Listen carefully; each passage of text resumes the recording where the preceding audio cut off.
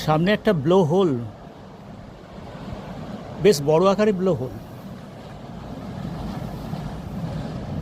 Lodge art গর্জের কাছাকাছি এই blow হোলটা। এখানে এই অঞ্চলে অর্থাৎ ভিক্টোরিয়ার এই উপকূল অঞ্চলে সব জায়গায় চুনাপাথর রয়েছে।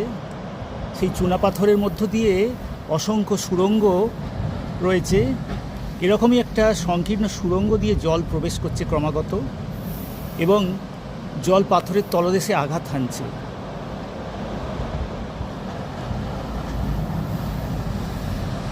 জলের শব্দ শোনা যাচ্ছে, যেন একটা ফাঁকা জায়গায় আঘাত হানছে, অর্থাৎ পাথরের নিচে হলো আছে।